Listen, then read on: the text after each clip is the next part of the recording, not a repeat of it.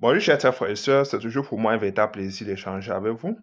À l'heure que nous parlons, les Américains sont en train de célébrer la démocratie chez eux, après qu'ils ont décidé de jeter tout leur dévolu sur Donald Trump, lequel est devenu leur prochain président de la République. De l'autre côté, vous avez les turiféraires du régime de M. Biya, sans honte aucune, qui se préparent à organiser une fête à la gloire de M. Biya. D'aucuns se seraient demandé ce que ces gens sont en train de fêter. Mais ils célèbrent la dictature, une dictature qui dure depuis 42 ans. Ils célèbrent le misérabilisme du peuple camerounais. Ils célèbrent le déficit d'eau potable, d'énergie, de routes bitumées, d'hôpitaux avec plateau technique qu'ils ont servi au peuple camerounais. Parce qu'à l'heure que nous parlons, des routes, des hôpitaux sont devenus des véritables mouroirs nationaux pour les Camerounais. Mais ces gens n'ont pas honte.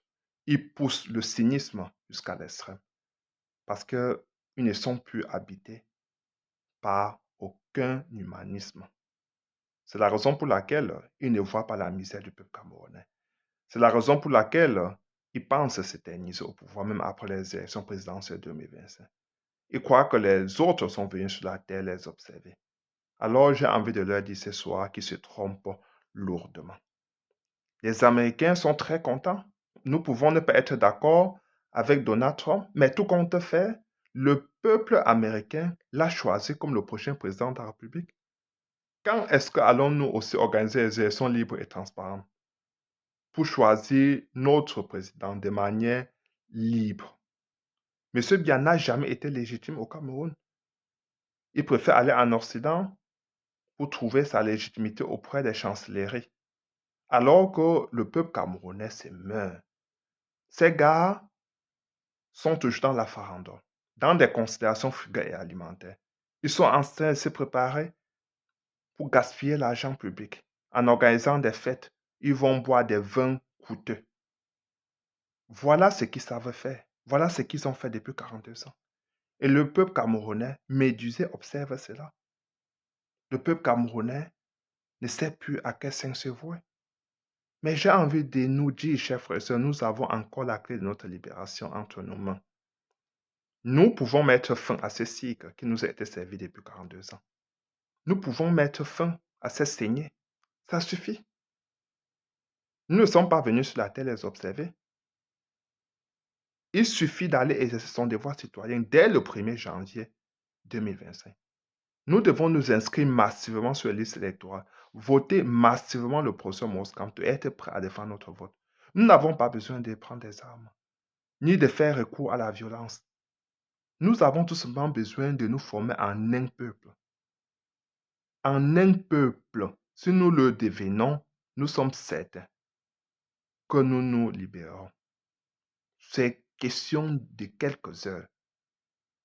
Ces gars libéreront le plancher, illico presto, du moment où nous redeviendrons un peuple. Parce que les plaies béantes sont encore ouvertes. Parce que les frustrations sont nombreuses. Alors, l'état de ce régime se sont multipliés et ont touché toutes les strates de la société camerounaise. Il ne suffit pas de quelques communautés ou bien de quelques tribus ou bien de quelques couches sociales. Non, la misère touche tout le monde au Cameroun. Le manque de route touche tout le monde au Cameroun. Ce n'est pas l'affaire de quelques-uns.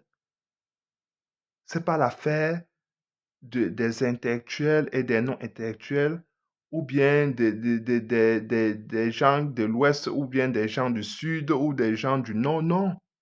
Ce régime a servi que la misère au peuple camerounais. Regardez la situation des jeunes au Cameroun. C'est la misère totale. Ils sont dans le chômage.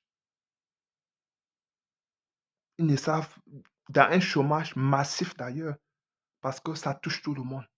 Ce sont des gars ce sont des diplômés dont nous parlons, mais ils n'ont pas, personne ne leur a donné leur chance. Ils attendent. Ils font de la moto. Ils sont des vendeurs ambulants. Voilà ce que le régime M. Biya a pu nous servir. Et vous avez des gens qui vont aller danser et boire avec l'argent public, l'argent de contribuables camerounais. Où est-ce que vous avez mis votre cerveau? N'avez-vous pas honte de faire cela? Aux États-Unis, ils sont en joie. C'est une liesse populaire. Ils sont dans les rues en train de célébrer la victoire démocratique de Donald Trump. Au Cameroun, les gars se préparent à célébrer 42 ans de misérabilisme, de dictature. Qu'est-ce qui n'a pas marché? Pourquoi les Camerounais donnent le sentiment qu'ils sont devenus tous fous? Pourquoi? Qu'est-ce qui se passe?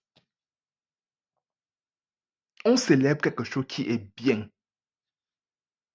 Qu'est-ce qui est de bien dans le bilan désastreux de M. Biya? Ce n'est pas un bilan mitigé, ce n'est pas un mélange de bien et de mal. Non, tout est mal, tout est mauvais. C'est un échec cuisant, un échec à tous les niveaux. Qui se porte bien au Cameroun? Tous ceux même qui, qui essayent d'exalter le régime de M. Biya ont fui pour se retrouver en Occident. Et c'est en Occident qu'ils découvrent que le Cameroun est bon, qu'il fait beau vivre au Cameroun.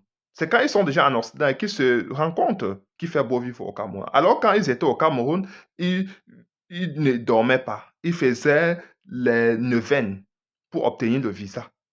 Le cœur battait parce qu'ils voulaient absolument sortir du pays.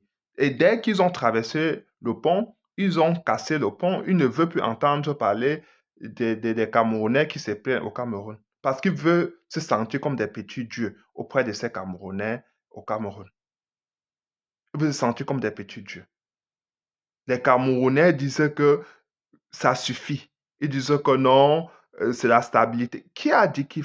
Vous avez déjà entendu Maurice Kamto dire qu'il veut prendre des armes? On veut que chacun puisse exercer son devoir citoyen et que les Camerounais puissent choisir librement leurs dirigeants. Voilà ce qu'on demande au régime, M. Biya, d'organiser des élections libres et transparentes. Voilà ce que nous demandons. C'est si difficile? C'est si difficile après 42 ans de pouvoir? Chers Camerounais, chers frères et sœurs, forçons ce régime à libérer le plancher. Dressons-nous contre eux. Pour le compte des élections présidentielles 2025, nous avons cette opportunité de le faire. Parce que j'ai eu toujours coutume de le dire, nous sommes à un moment charnière de notre propre histoire. Nous sommes au bord du précipice. Si nous ratons le coche en 2025, nous allons tomber dans le ravin. Nous tous, nous allons tomber dans le ravin. Ça serait... Personne ne va se sauver. Personne ne va se sauver. Ça serait comme le professeur Moskamto a dit. On va claquer, ça serait une sorte d'incendie dans une maison à gaz. Parce que si nous ratons le coach en 2025, le régime M. Biya va se régénérer.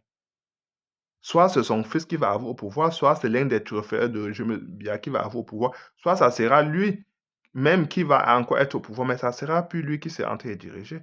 Et sur cette base, vous êtes d'accord avec moi que les réseaux vont se constituer, vont continuer à diriger le Cameroun pour 42 autres années.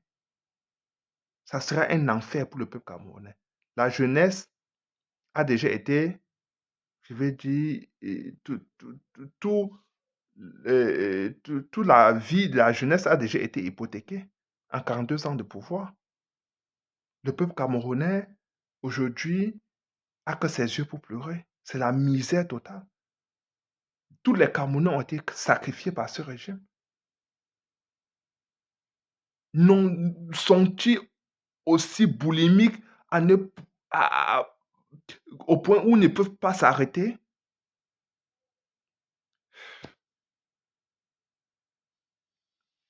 Dressons-nous contre ces gens, chers frères et sœurs. Dressons-nous contre eux. Partagez ma séance, cette vidéo, surtout abonnez-vous. Ciao.